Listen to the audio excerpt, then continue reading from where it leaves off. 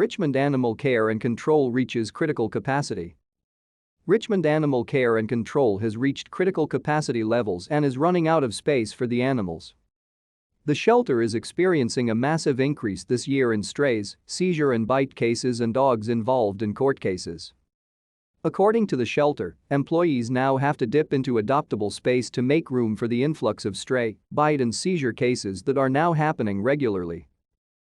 Stallings, the office manager at Richmond Animal Care and Control Stallings, told 8 News that the holding wards are full and the stray space is maxed out.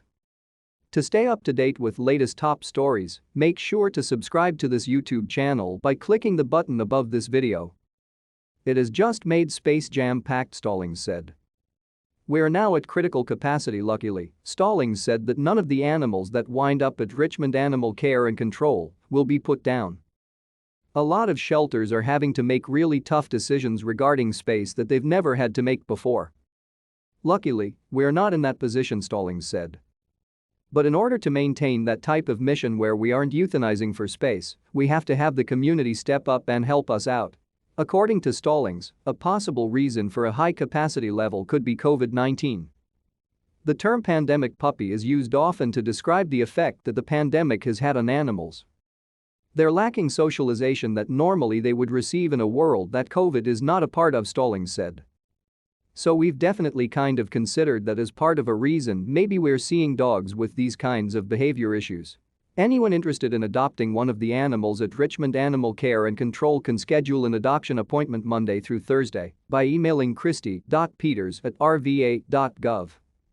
Visitors are also welcome on Fridays from 1 p.m. to 6 p.m., Saturdays from noon to 5 p.m. and Sundays from noon to 4 p.m. For those who are not ready to make that lifelong commitment to a new pet, the Dog Days foster program allows adult dogs with medical or behavioral needs out of the shelter and into a temporary home. These dogs just need to be the only animal in the house. Foster families can also still choose to adopt the dog later on and will have their adoption fee waived if they decide to do so. Interested foster families can email caitlin.stallings@rva.gov. We develop these types of programs so that way we can find new and creative ways to get dogs out, even if it's not a permanent home, Stallings said. It's better than being here in a kennel.